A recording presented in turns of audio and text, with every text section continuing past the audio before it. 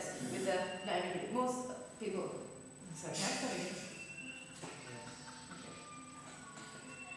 Pedophilia, ladies and gentlemen. It's a natural phenomenon. Certain people have this urge to have sex with minors. And we see that's not wrong. Under the current status quo, it's actually frowned upon having sex with minors.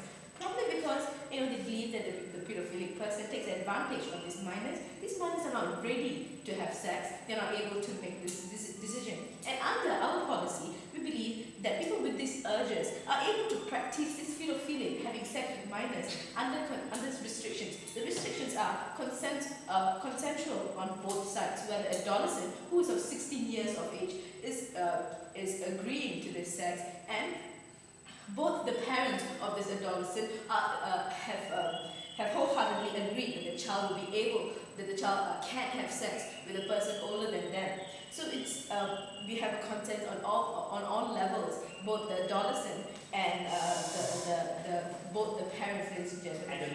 Adolescent, ladies and gentlemen. And we've chosen 16 years of age as we believe that this is the right age where an adolescent can make a decision whether he or she needs sex, or he or she is ready to have sex with a person who's much older than them.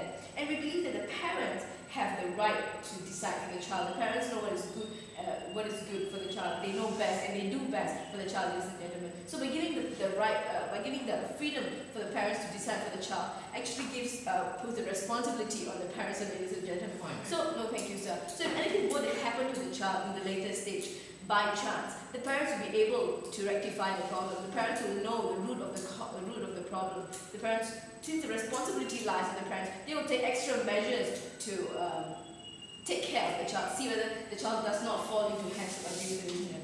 Now, moving on to my first substance, we believe that pedophilia and sexual urges are basic need for a mature person, ladies and gentlemen. And we believe that an adolescent who's 16 years of age is a mature person and has sexual urges, ladies and gentlemen.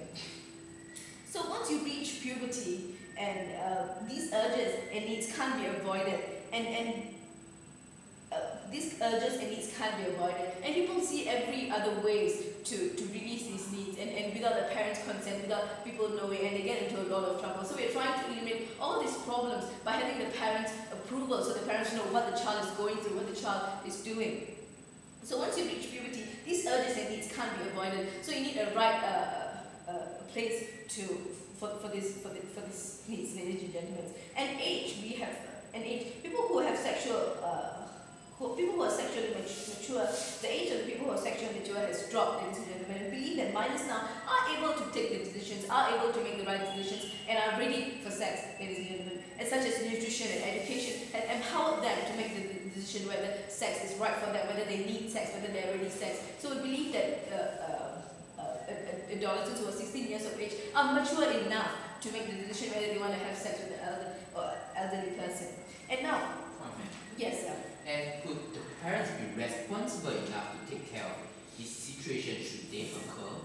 Yes, we believe that the parents know best. They know what the child is getting into, and now that the responsibility lies with the parent will take the extra precaution to see if the child is in the right hands, to see if there are any problem, to see if the child will encounter any problems. If they see that the child will be in hands of abuse, if they see that the child might see any problem, they will definitely not consent to this, and we will have no problem. So this law will only be passed if the parents agree, ladies and gentlemen. So if the adolescent's parents do not agree to this sexual encounter, we see no problem, ladies and gentlemen, because we believe that the parents know best and do best for the child.